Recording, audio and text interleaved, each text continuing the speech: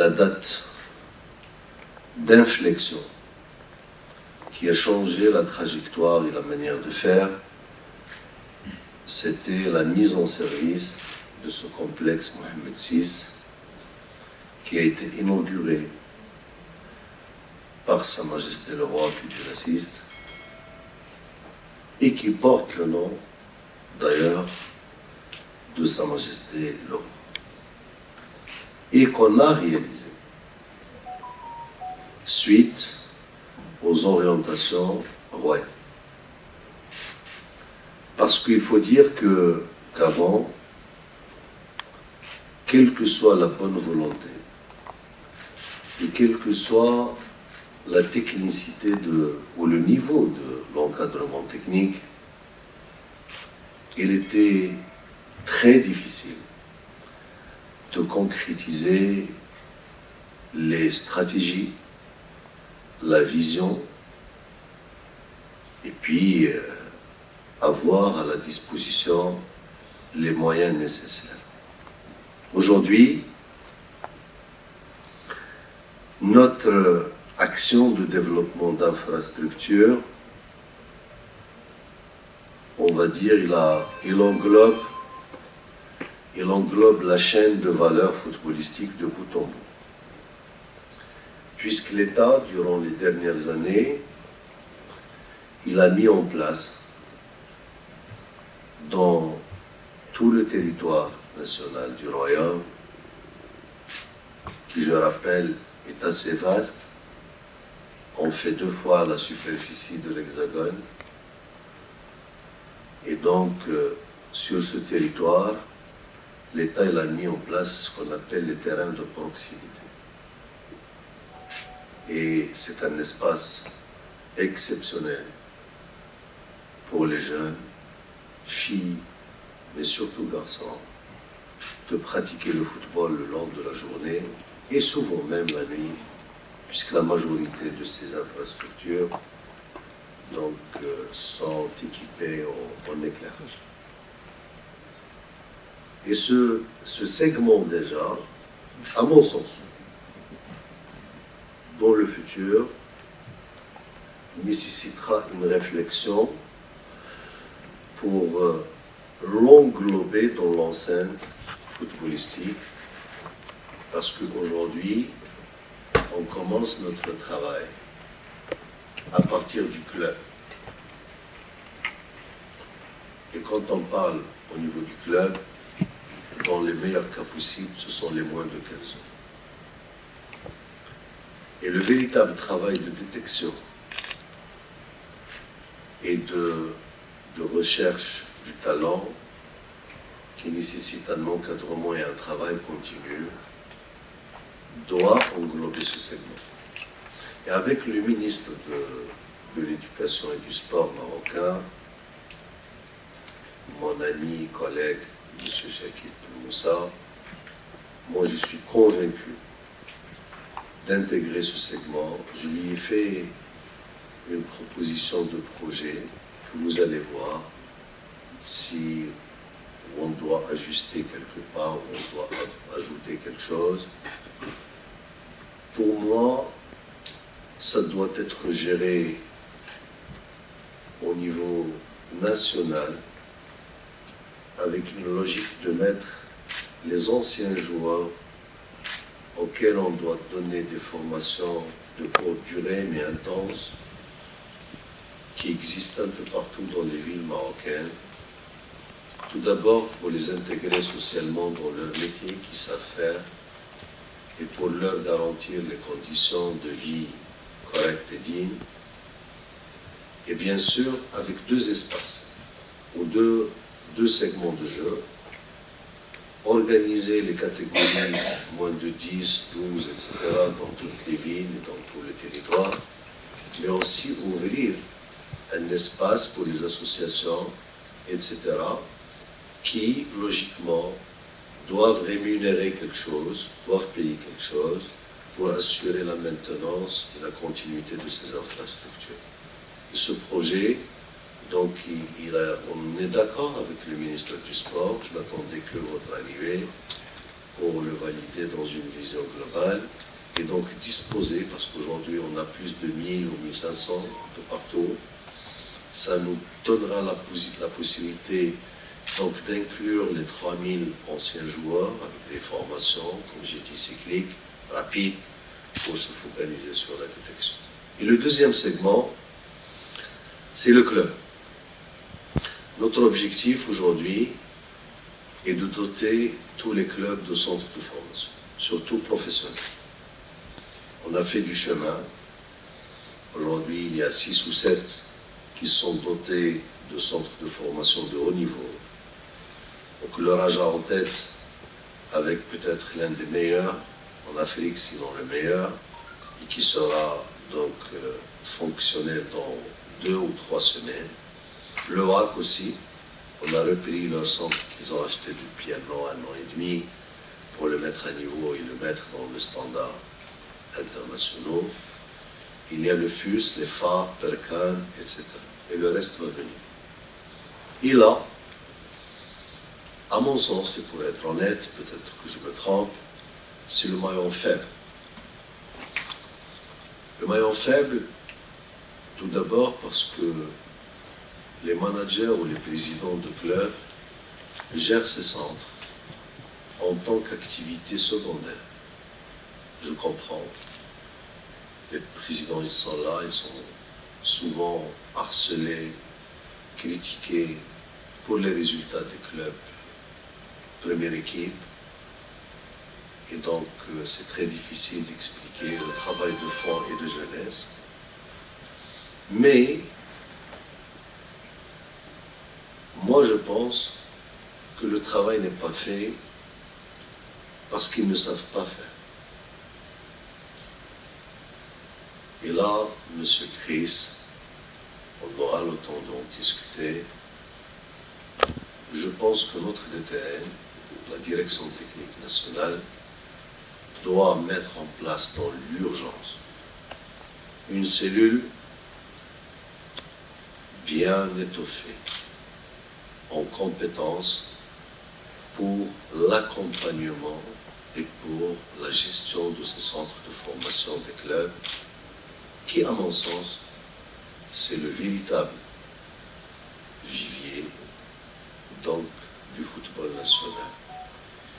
Et quand je dis il faut les accompagner, tout d'abord il faut qu'on réfléchisse à des modules bien précis d'entraînement et de travail, et physique et technique, et tactique, de nos jeunes un peu partout là où ils sont, si on veut parler d'une identité de jeu. Et deuxièmement, il faut qu'ils le fassent avec le premier segment dont j'ai parlé, qui est le football de masse, et assurer la détection nécessaire. Et pour être franc avec vous, aujourd'hui, on a une organisation technique régionale qui est un peu partout dans la région. On dispose de 5 ou 6 personnes.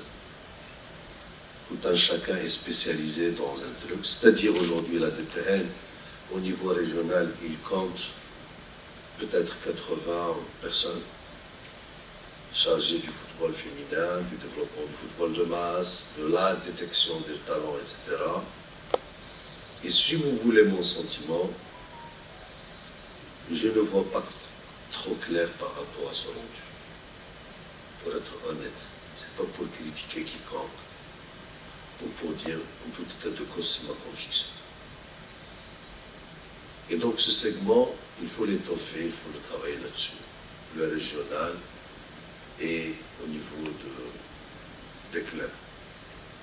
Il faut les accompagner en module, en organisation institutionnelle, leur proposer des profils et leur proposer des trucs avec un suivi, je dirais pas permanent ou fréquent, continu. Ça doit être c'est-à-dire on doit disposer d'une équipe qui du matin au soir ne s'occupe que des centres des clubs, qu'est-ce qu'ils font, qu'est-ce qu'ils ne font pas, qu'est-ce qu'il faut corriger, là où il faut aller, etc. etc. Et évidemment, je parlais des régions. Je pense qu'on a besoin d'injecter un peu plus de compétences. Vous allez voir, avec surtout, je vais venir vous parler de l'équipe existante qui est là, pour voir l'existant, comment on peut l'améliorer. Parce que, effectivement, on veut doter toutes les régions d'un centre régional. Donc aujourd'hui, on a ouvert les centres régionaux, c'est le même dispositif d'ici en miniature, sur 5 ou 6 hectares.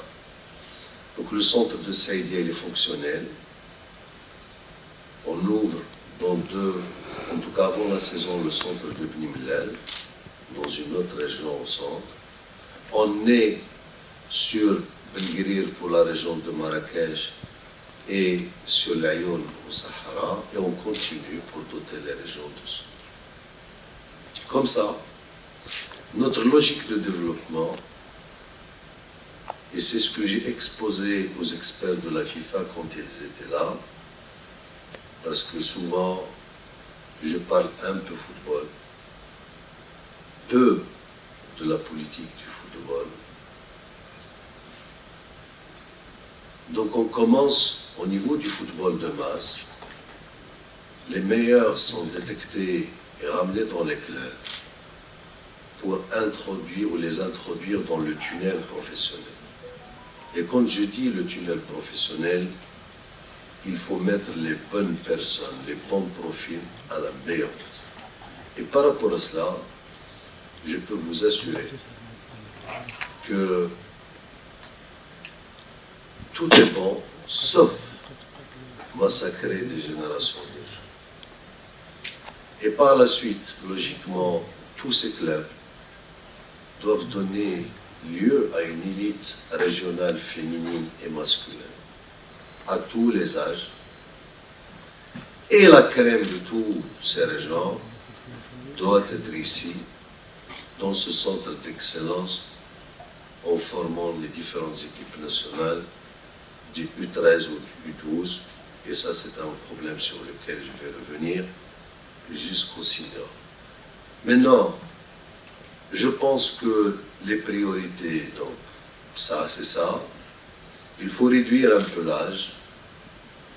On travaille maintenant à moins de 15 ans, je pense qu'il faut baisser. Moi, Arsène Wenger m'a convaincu que la détection se fait en tout état de cause entre 10 à 11 ans. Et je m'intéresse à ça parce que peut-être je changerai de vocation et être à votre place, monsieur Chris. Et donc, réviser un peu l'âge à la baisse. Tout cela, au niveau central ici, donc vous avez des personnes exceptionnelles, que personnellement j'adore. La preuve, je joue avec eux pratiquement 2 ou 3 fois par semaine au football. Donc il y a M. Fethi Jamal, je ne sais pas ce qu'il est là. En tout cas, il y a Fethi Jamal. Mais Kénish, il est à Litchoufouba. Très bien. Après, donc, vous allez les voir. Il y a M.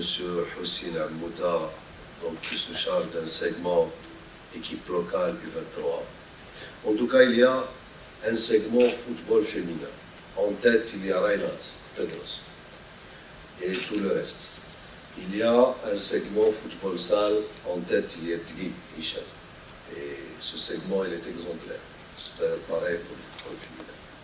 Il y a un segment football masculin, donc il y a un Mouta qui s'occupe d'un segment, et l'équipe de moins de 20 ans, elle est en Arabie Saoudite en ce moment, c'est Ouabi qui était en Belgique, sûrement vous le connaissez.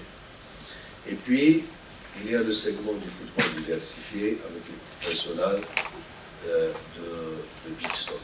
On a les vidéos, vous connaissez Moussa, je l'ai vu avec vous, il est là. Lui aussi, il est en Belgique, vous le connaissez parfaitement. Il y a pas mal qui sont passés par la Belgique, donc c'est bien. Et il y a Harrison, etc. Donc il y a ce segment. Et le plus important, c'est que toutes ces compétences, donc résident ici, travaillent ici ensemble. Et tout le monde se rencontre, se croise. Donc vous aurez, c'est-à-dire c'est un espace, tout en étant sur 30 hectares, mais il est fermé pour échanger, et il y a des espaces de discussion. Et, évidemment, comme j'ai dit, vous avez l'organisation régionale qu'il faut. Et, bien sûr, pour faire mieux et faire plus efficace, donc à partir du 1er septembre, Inch'Allah, ou du début de septembre, donc la fédération et les ligues seront aussi logées au nouveau siège qui est au stade de la finalisation. À mon sens, ce sont les missions et les défis, bien sûr, qui nous attendent. Vous connaissez un peu la belle dynamique du football marocain. On veut l'inscrire dans la durabilité, la pérennité et dans le professionnalisme total. On ne veut pas vivre ou savourer les accidents. On veut aller d'une manière professionnelle, sereine, vers la pérennité, la structuration, etc. Et je pense que vous aurez l'occasion, Inch'Allah, de visiter les autres régions du Maroc. C'est pas parce que je suis marocain, c'est un peu pays, les infrastructures sont bonnes. À celui qui va penser dans peu de temps, on n'aura rien à envier aux grandes nations du monde. Et je pense que le talent y est. D'ailleurs, on a commencé depuis peu de temps de travailler sur le segment féminin. Aujourd'hui, on a déjà 2 équipes nationales qui vont partir au Coupe du Monde, les moins de 17 ans et les seniors. On est une société jeune, passionnée du football. Le public marocain, que ce soit au niveau des clubs ou des équipes nationales, il est magnifique. C'est un public exceptionnel. Si aujourd'hui je dois citer les atouts, en tête, je mettrai le public marocain. Tout le monde était agréablement surpris à l'occasion de la finale de la Coupe d'Afrique féminine. Il y avait 60 000 au stade et il y avait 20 000 devant les portes et qu'on a supplié pour qu'elles rentrent chez eux pour voir le match à la télé. C'était quelque chose d'exceptionnel. Le public des clubs, il est exceptionnel. Sûrement, vous avez entendu le public casablancais et que pour la Raja et le Rac, c'est vraiment quelque chose d'exceptionnel. Tout le monde aime le football, tout le monde est passionné. Et le plus important, c'est que le savoir au football, les Marocains le connaissent. Pour toutes ces missions et pour toutes ces attentes, on sera avec vous, à votre disposition pour vous faciliter la tâche et pour tous ces objectifs. Mesdames et messieurs, on a l'honneur de vous présenter M. Chris Van Poeveld, c'est ça la prononciation, en tant que directeur technique national. ما تنساش تشترك في القناة وتفعل الجرس باش يوصلك جديد الفيديوهات من هسبريس.